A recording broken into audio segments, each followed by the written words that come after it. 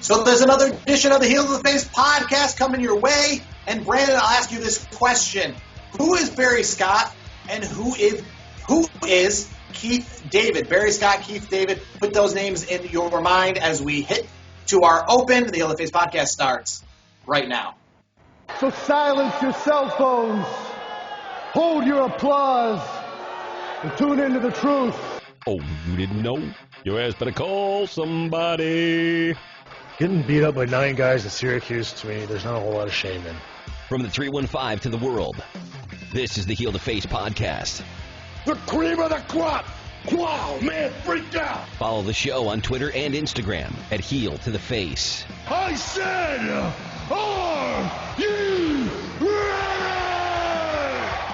From Armory Square in downtown Syracuse, New York, let's send it now to Brandon and Jared.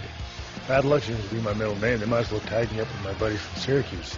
So this is another edition of the Heel to the Face podcast. My name is Jared. You can find me on social media at KRockJared. Join as always with my co-host at Icebreaker21. His name is Brandon. Follow the show at Heel to the Face on Twitter.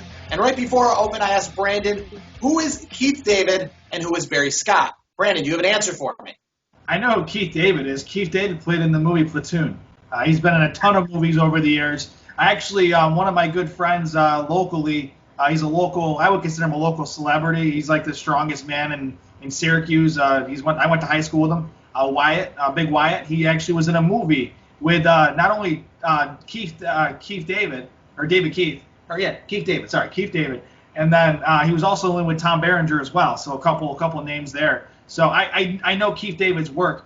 The other person, I'm drawing a blank. You got to help me out on that one. All right, so Barry Scott, he was, and I find this out today, he was the voiceover actor. He passed away today on this Thursday, September the 9th. That's what today's date is that we're recording this. So he passed away today. He was the voiceover actor for all of Impact Wrestling's pay-per-view entrances. You know, when you heard, I know you probably didn't watch a lot of Impact Wrestling and TNA Wrestling back in the day, but if you watch just a minute of it, you'd always hear his voice saying "Bound for Glory" and all this kind of stuff. You know, the 8-man elimination match at the King of the Mountain with Jeff Jarrett and Kurt Angle. And I guess the reason I say that with Keith David is because I literally always thought that was Keith David until today when Barry Scott, the longtime voice actor for TNA Impact Wrestling, passed away. Now, Keith David, it's easy to get mistaken because Keith David has done a lot of voiceover work, including that with WWE. If you watch the True Story of WrestleMania DVD documentary, or did you watch the Monday Night War episodes on WWE Network, Keith David did a lot of the voiceover work for all of those. Thinking that pretty much that was the same guy that did TNA Impact Wrestling pay-per-views as well. I learned today that was not, and then the guy who did it passed away earlier today. So he won't be doing any more Impact Wrestling. But, you know, now that I say this, maybe if Impact Wrestling can get a few dollars together, maybe they can bring in Keith David. I would never have known the difference if you never told me the difference. And that's what the two, I guess, have in common. They both sound very much alike. If you've never heard of Barry Scott, think of Keith David. And, well, that's him. It makes sense. I mean, Keith David has that really distinct voice. I mean, I've seen him in a ton of movies over the years. I mean, he's very. I consider him a very famous individual. He may not have like the big time roles, but he's always like a good supporting member of the cast. So he's very notable, and he does have that notable voice. So I'm gonna have to check out the other guy. How old was he? Just a voice actor, hasn't been in any movies, so he doesn't have. And maybe that's probably why he was affiliated with TNA Impact Wrestling and why Keith David's been affiliated with WWE Wrestling. You know, I just literally always thought that you know, he was a voice actor for one and he was a voice actor for another. I mean, I look at it like this. Yeah, Keith David would probably be a pretty big name for TNA, but I look at the time that WrestleMania 32, for example, the narration for the entrance to that was Kelsey Grammer, which is really strange to think. I mean, I guess Kelsey Grammer would do anything that you pay him money to, but Kelsey Grammer being affiliated, he's such a distinguished actor. Obviously, he was in a show Frasier, which is above my level of comedy because it's a little too highbrow for myself. And yet you got Kelsey Grammer over here who does his highbrow comedy in the show Frasier, a little more sophisticated. He's doing the voiceover acting for WrestleMania 32. So I guess it's not too crazy to think that somebody like Keith David could go down a peg and maybe do some voice acting for TNA. For sure. I mean, he's got the voice, he's got the credentials. I mean, I'm sure he's not hurting for a paycheck by any means, but if he's bored, I mean, he could probably do something. I mean, you look at there's a bunch of guys out there. I mean, there's a movie that you might have seen. It's not a well-known movie. It's a hockey movie called Goon. I don't know if you've seen it with the guy who played Stifler, Sean William Scott. Yeah. There was another goon in the movie, Liev Schreiber. Hopefully I didn't butcher his name. He actually does a lot of voiceover work for like the Smithsonian Channel and different history documentaries. So, even if you're making good money in like the indie movie circuit, you can still do some voiceover work and make a few extra bucks. I mean, think of it this way. Remember, Martin Sheen. I mean, that's Charlie and Emilio's dad. I mean, he's been in a ton of stuff over the years, and he still does voice work. It's probably easier for some of these actors and actresses to do the voice work because maybe they're getting older, maybe they can't move around as good as they can, but they can sit in front of a microphone. It just seems like easy money. It's probably secondary when it comes to easy money behind the buffers. That to me is even easy money. They literally just have to read like 2 lines. I mean, as for the one, he just really has to say, "Let's get ready to rumble," and the other one has to say, "What? It's time." I mean, it's time. Rumble is a classic. I don't know how those brothers got into that. I mean, I think I've probably read it before and forgotten about it, but that's the gig right there. And watching a lot of old WCW, and this is kind of something to tie into that. I've been watching a ton of old WCW, kind of catching up for all the years that maybe I wasn't too familiar with. I've never really been too familiar with WCW when it comes to historical sense. I know obviously the big plot lines of WCW, but it's nowhere near WWE, and where I know like where certain storylines started, certain storylines ending. But watching these old WCW pay-per-views, Bruce Buffer, or is it Bruce Buffer that's the UFC one? Yes, Michael Buffer is always boxing, and Bruce is UFC. And here's the thing. Those boys make tons of money by doing nothing. All they do is talk. Is on literally almost every WCW pay-per-view from 1993 to like 1995. I just watched Hogan when he made his debut in WCW against Ric Flair at Bash at the Beach 94. Michael Buffer was there. But it wasn't just that event. It was like Spring Stampede. It was Fall Brawl. Michael Buffer I didn't realize he did a ton of work with WCW back in the day. And probably that's maybe why watching old WCW, I can definitely say this much.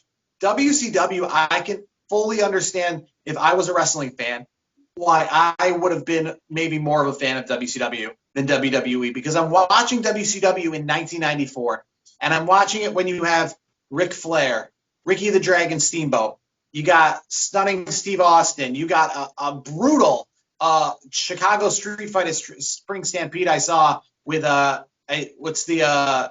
Cactus Jack and Kevin Sullivan against the Nasty Boys. And I'm sitting here thinking, at this exact same time, you go over to WWF in late 1993, and you got Doink the Clown, and you got Yokozuna and Lex Luger in silly finishes. I mean, Bret Hart was obviously a great worker, but, you got a lot of nonsense. You got, especially now moving on to 1995, when you got The Goon, when you got Phantasmo, when you have Duke the Dumpster Drosy, when you have all these guys, and I'm looking over at WCW in 93 through 95, and they're putting on 35-minute world title matches. Arn Anderson's putting on great matches. Terry Funk is in there still. I mean, I could definitely see if I was my age now and WCW and WWE were going head-to-head and it was 1994, 1995, I'd probably be gravitating towards WCW. I want to make a point here with that. With that being said,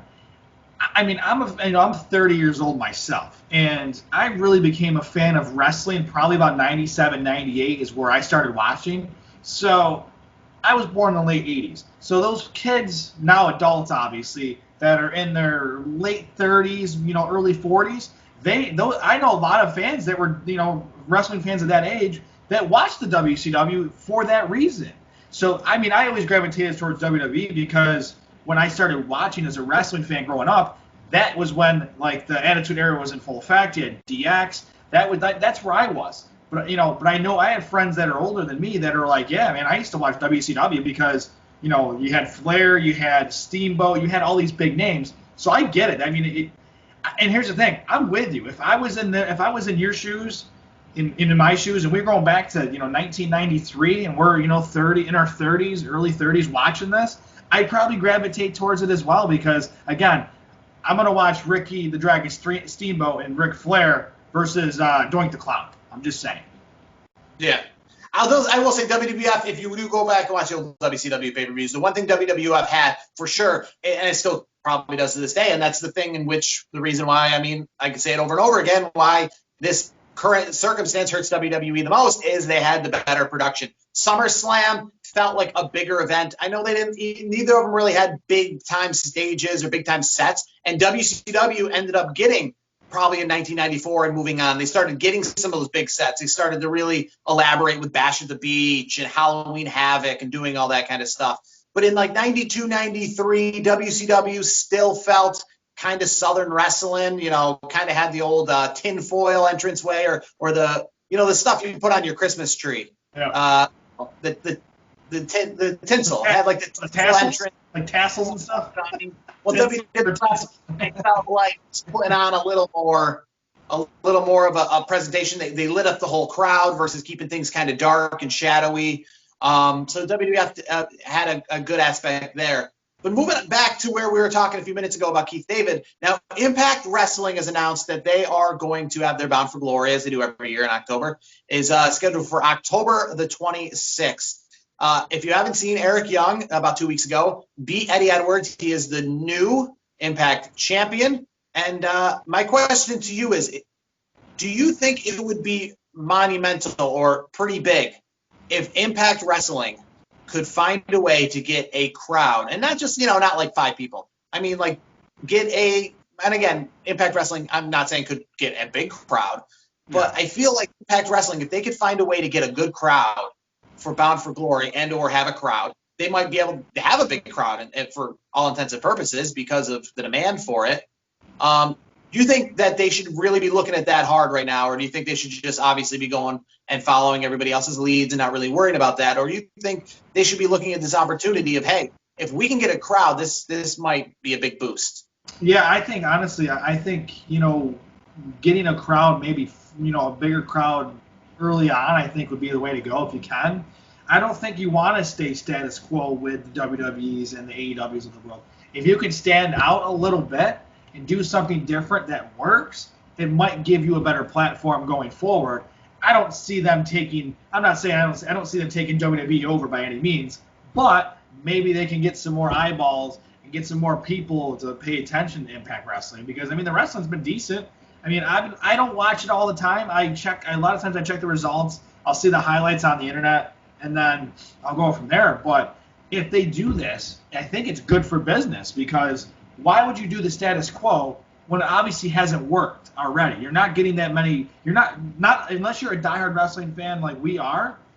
Nobody's paying attention to you. You know what I mean? So if you do something different and get the people talking, maybe you get some more people to, maybe not necessarily turn off WWE and AEW, but maybe say, you know what, I'm going to pay attention to Impact. That's essentially what they did with Slammiversary. That was something they did. They definitely went out of their way and picked up a ton of guys, debuted them pretty much all on one night, and got a lot of attention for Slammiversary. But one person they are missing and has decided that this week they're going to finally be back wrestling again at an independent wrestling show, I think in New Jersey, and that's Tessa Blanchard. What company do you think that would benefit the most by having Tessa Blanchard? And I'll start.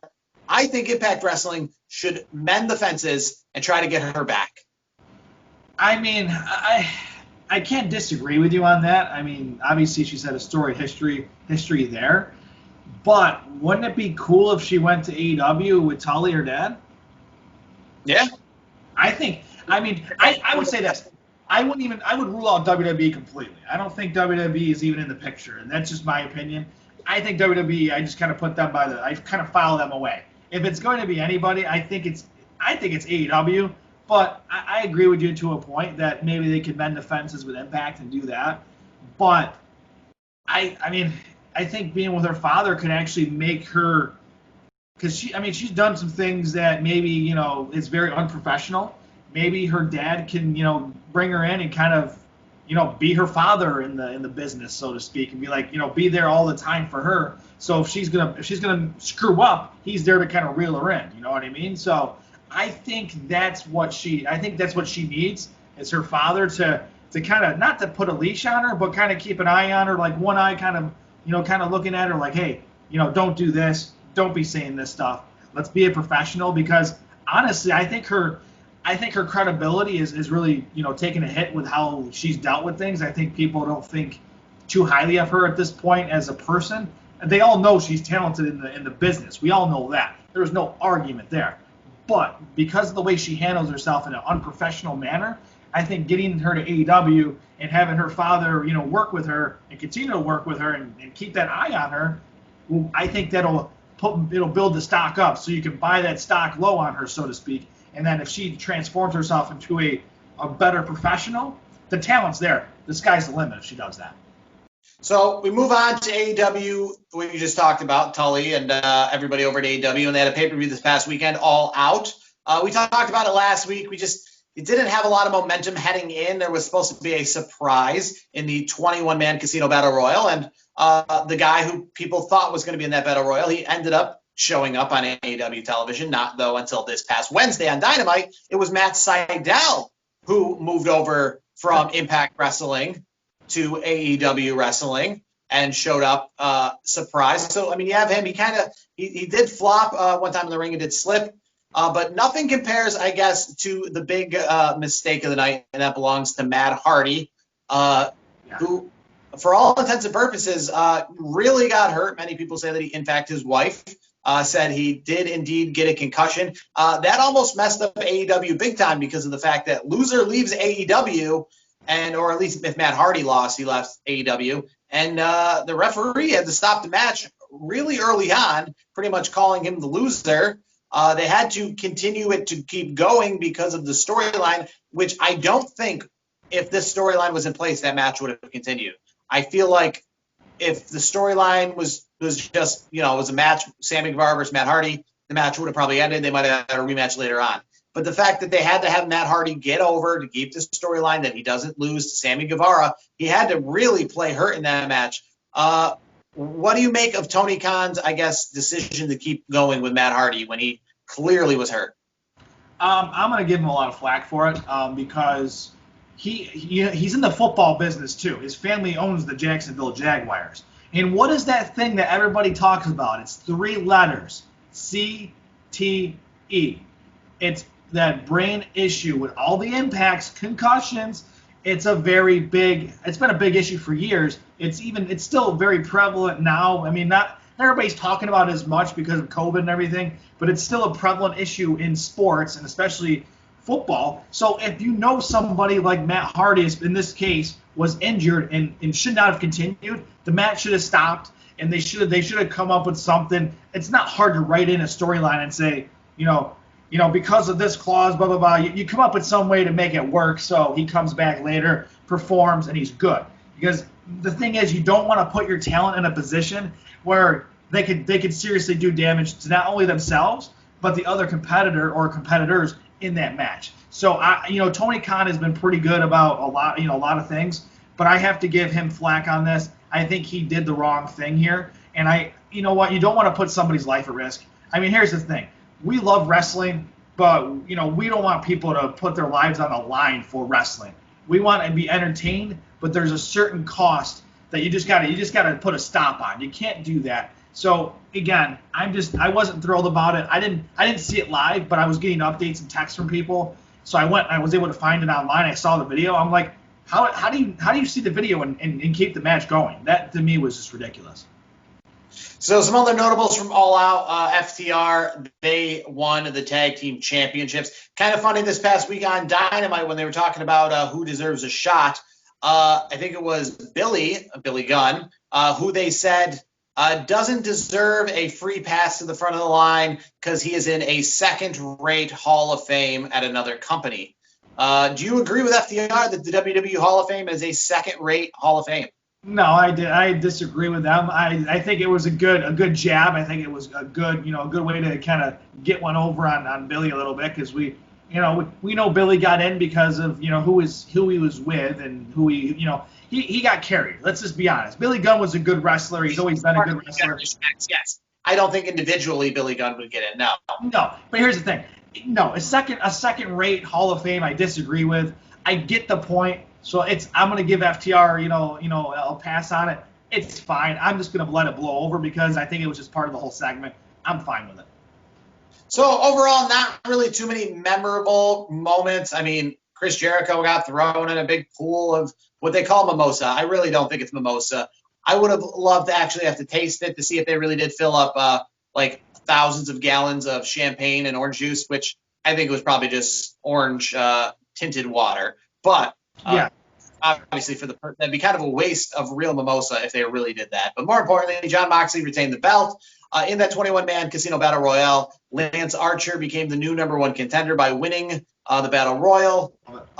As you were saying, you heard, and I probably agree that the Jungle Express and the Young Bucks probably match of the night. The tag team match for the championships went 30 minutes. Orange Cassidy, Chris Jericho was somewhat entertaining, and I felt like Jon Moxley and MJF, it was a decent match, and Jon Moxley definitely entertaining, but it just felt like, and this wasn't a 7-hour pay-per-view, but you know how it feels the last match of a WrestleMania when you're just spent and it's just they're out there and the crowd isn't, obviously because it's not that big of a crowd anyways, they're just not as amped as maybe they were to start the show. I agree. No, I agree with you. I mean, it's one of those things where I think if I had to put a grade on it, I would probably put it as like a C+. It wasn't the worst thing I've ever seen, but it wasn't the greatest thing I've ever seen. It was just kind of, it was okay. I mean, here's the thing, and I think we all can agree on this. MJF is the future of AEW. I think we can agree on that. I think AEW, Tony Khan, that whole crew will do whatever they have to do and pay MJF whatever the hell he wants, because he's a star. I mean, he's already a star now, but he has a chance to be the star in pro wrestling. He could be a main event star for many years. Now, really quick, I want to transition to another star real quick, and that is Roman Reigns. I got to ask you, how are you feeling with him as champion, and how are you feeling with the heel turn, and now he's a Paul Heyman guy? I absolutely love it. Well, I mean, he's been a Paul Heyman guy for a few weeks now. He's changing up his look. He's got a haircut. He's got fresh teeth. And I think it's fresh teeth, yeah.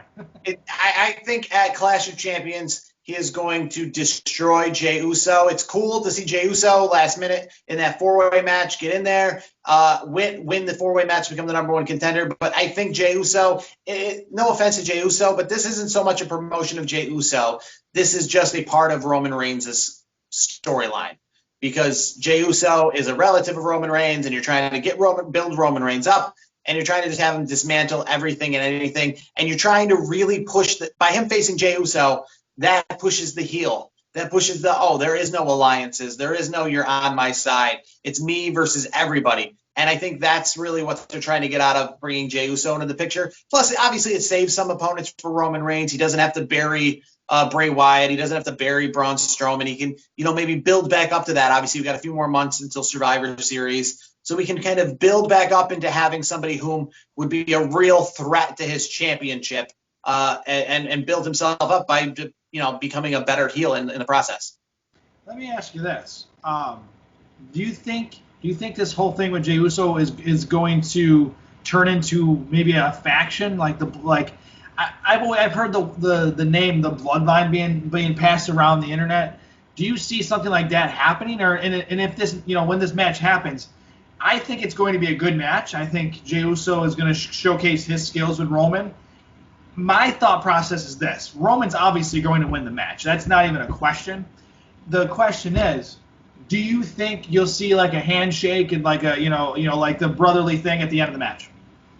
No, I think this is all part of making Roman Reigns a heel. You can't have him shaking hands with anybody right now. Jey Uso, Hulk Hogan, it doesn't matter. Roman Reigns, you can't have him for even a minute look like he's still a good guy. When you're going heel, you got to go full heel, especially when you're Roman Reigns, especially, because that's the thing.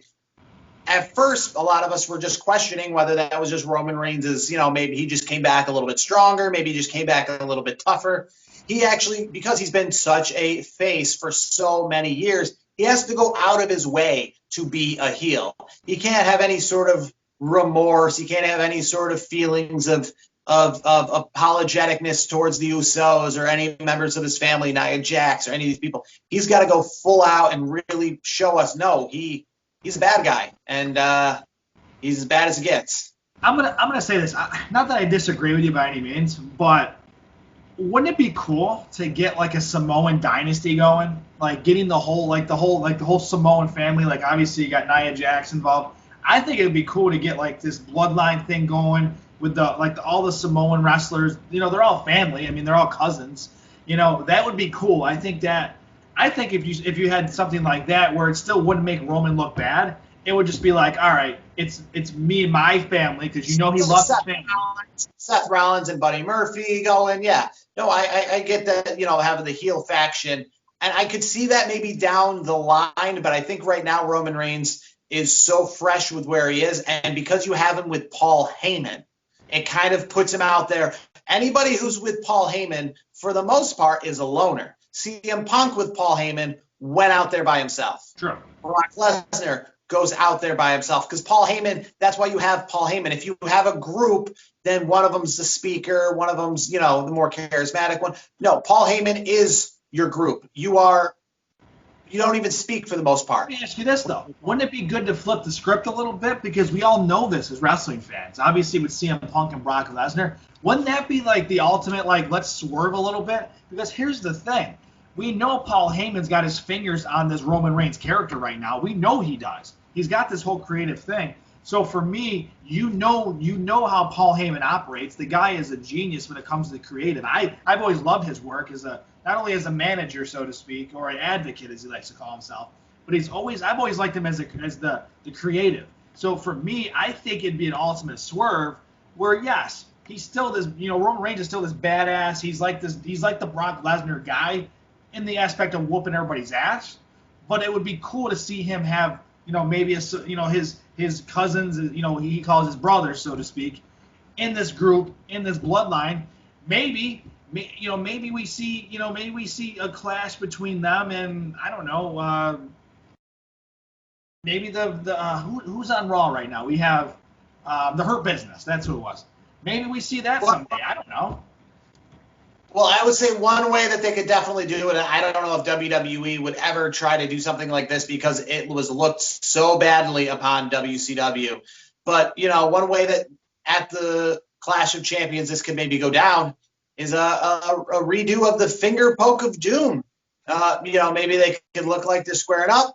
Roman Reigns just pokes him. He falls down, you know, pretty much is a patsy for Roman Reigns. Roman Reigns just pins him 1, 2, 3, you know, and then they're together, you know, because obviously I feel like if they're in a match, if they fight in a match, then right now, at least for the immediate future, I don't see them showing any mutual respect, you know, in that sense. Because that's the thing we saw. And here's a good example of that is Bailey and Sasha Banks. I mean, they were heels, but yet and they had mutual respect for each other. But at the same time, when it came to championships or when it came to winning or losing any matches, just like heels do, there is no, hey, it's not your fault, or, hey, I understand that you hit me by accident because the referee slipped in the way. No, there is literally like, you didn't win this match. You're a piece of garbage. I'm going to beat the crap out of you after the match is over. And that's what we saw Bailey do with Sasha. And that obviously keeps one a face and one a heel. I think if Roman shows any sort of compassion towards Jay after they have a long drag-out fight, you know, it doesn't keep him a heel. I mean, you never saw Brock Lesnar show any compassion towards anybody. You know, I think maybe once or twice you saw The Undertaker, and Undertaker's not even a heel, but yet he just always had that badass persona where, like, even when he was the American Badass, he was kind of a heel for the most part during his badass phase. And after he beat somebody like Ric Flair at WrestleMania, you never saw him get Ric Flair up and shake his hand or do any of that kind of stuff. You saw him just get on his bike and ride out of there. And that's kind of, if Roman Reigns is new to this, if Roman Reigns is going to stick to this, he's got to really show the people that he is indeed a heel, and this isn't just like a ruse for a few weeks. We'll see. I mean, I'm curious to see how this character evolves. I did mention the Hurt Business. I want to get your quick thoughts on Cedric Alexander joining the Hurt Business. I like it because of the aspect of, okay, you have 3 veterans that are a part of this group. Now you bring some youth, you bring some, some of that young fire in there. I think it's great. What do you think? I think it's good for all these guys because let's be real. I mean, kind of, I don't mean to say anything. I think the Usos have probably more of an upside, even though they've been around forever. But with people like Cedric Alexander, people like Bobby Lashley, even as good as Bobby Lashley is, you're kind of floating around there doing nothing. You got to get them doing something. You got to keep them busy. And unfortunately, without things like this, people like Cedric Alexander are just going to hang out on 205 Live and, probably not do too much. And I understand people want to see WWE push people like Cedric Alexander more, but it's not as easy as it sounds. You need to have real reasons to care about people. And we learned that kind of, with Kofi Kingston a little bit. His talent only got him so far when he won the championship. After he lost the championship to Brock Lesnar, he hasn't really been back in the picture since because people just, I guess, don't equate that character too much with heavyweight contender. He's a great wrestler. We learned it. That's why he got put in the picture at WrestleMania because he showed what he did at Elimination Chamber. But after he lost to Brock Lesnar in 2 seconds, it kind of, shows like, are you really up? Are you really on the same level as Seth Rollins, as Brock Lesnar, as The Undertaker was? Those kind of people. And I think Cedric Alexander, as good as an entertainer, as good as a wrestler he is, he doesn't have what Roman Reigns has got going for him right now. He doesn't have what Bailey's got going for him right now. He doesn't have that kind of must-watch this guy. And that's the problem with Bobby Lashley. Bobby Lashley is built like Brock Lesnar, but talks like Wayne Brady. And I know it just that's good. And I didn't think about that. That's why Bobby Lashley has had so much difficulty becoming Brock Lesnar. I want to throw something at you. There's another wrestler that we've talked about over the years, and I know we've talked about it off the air many times, that I've never seen get a real good push, and that is Cesaro. I think Cesaro needs a push. He needs to be in the main event picture. This whole tag team thing, I mean, it's cool for now, but I want Cesaro to get a real push because that guy can do everything in the ring, and you can put him with a guy like Paul Heyman to be the mouthpiece, and because I don't think he talks that bad. I think he's okay. I don't think he's terrible by any means. But maybe you bring in Robert Stone to help him out. And I think right now the problem they're having with him and Shinsuke is they're really doing nothing with that tag team right now. They need to get them back in a picture where I see them on pay-per-view television or even in the main event of a SmackDown. They need to get them good tag team competitors again. So it's not so much horrible what he's doing right now. The fact is they're just not doing anything with that tag team belt. They might as well be on 205 Live or something with it just because, they're just not getting the mainstream time for those who don't watch literally every second of WWE programming. This upcoming week on SmackDown, it's kind of funny because the Intercontinental Championship to me the last couple of weeks has been like the TV championship. It's been like a TV title because we haven't seen it on pay-per-view in 2 pay-per-views in a row. We haven't really seen it hyped up except for on SmackDown. It's getting a lot of play on SmackDown. On SmackDown, it's like the main event or a big storyline every single week. Jeff Hardy defends against AJ Styles this week. I imagine Sami Zayn's going to get involved somehow. But yeah, I'd like to see the IC title because I think right now AJ Styles, Jeff Hardy, and Sami Zayn, those guys are worthy of being on pay-per-view, especially the fact that Sami Zayn just came back. It's great for SmackDown, but I think, AJ Styles, Jeff Hardy, Sami Zayn even, these guys are not nobodies. And with Sami Zayn coming back from injury from hiatus after being gone for so long, I think you definitely need to put some more emphasis on this IC title that Jeff Hardy's holding. Probably more so than on the U.S. belt that's over in the Hurt Business. Yeah, I'll say this: I'm not a huge Sami Zayn guy. I mean, I'm not really a very vocal supporter of his. So I mean, yes, he's got the skills in the ring. I don't know. I just find him more annoying. I know that's what heels are supposed to be, but he's just the kind of heel I don't really buy. I just think it's more of an annoyance. I really want to see more Jeff Hardy and AJ Styles. That's just my personal take on it. I mean, AJ Styles and Jeff Hardy, I think those guys can put on good matches. I mean, Sami Zayn can too, but I really think AJ and Jeff just, let them just go all out and do their thing, and I think they're going to steal the show at a pay-per-view. That would be fantastic. So couple things to wrap up this week's show. We're going to talk, obviously, one person we missed when we were talking about AEW. I said he was supposed to be in that 21-man battle royal, ended up showing up on Dynamite. Miro, the best man for I think it's Penelope Ford and the guy. Yes. So their wedding, the best man is going to be Miro, a.k.a. Rusev from WWE. One thing I'll definitely say that's good about this for Rusev is in his time off, he switched his Twitter handles, Instagrams, all this stuff over to Miro, so that by the time he made it to AEW as Miro and can't be Rusev anymore, we're kind of used to him being that since the last 6 months or so. That's what we know him as, seeing him on social media. So good for him, because I can tell you what, if he didn't do that, and when Miro came out on AEW, I would have been like, again, who? You know what I mean? I would have had, if I was in the crowd, for example, I was in the crowd and didn't have a good shot of his face, and I was in the upper deck, being socially distant. I'd have been, think of this way. Miro, the thing with Miro, and I love Miro, Rusev, wherever you want to call him.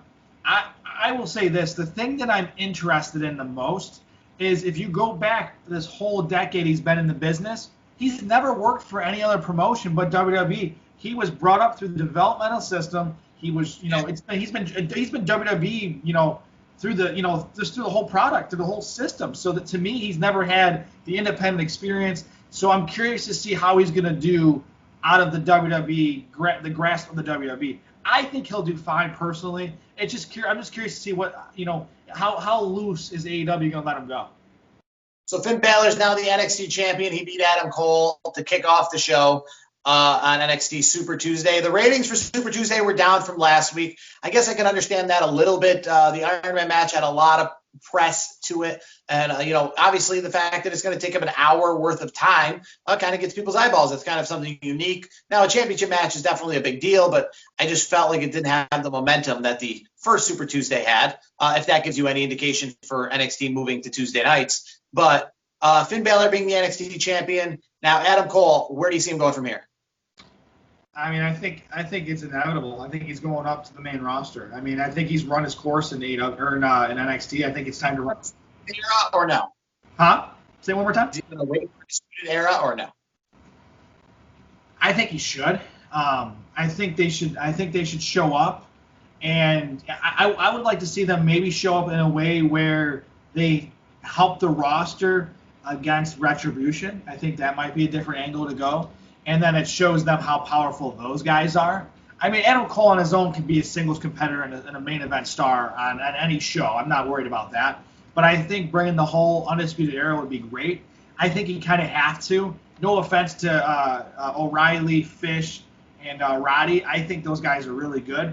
But they're NXT good. I don't think they can stand out on their own as singles competitors. I think they're good as a group. So I think you got to bring them up as a group to the main roster. I think they could stand out on their own if this was Ring of Honor or this was a different federation. But I think in the WWE, that is more character-driven than talent-driven when it comes to professional wrestling.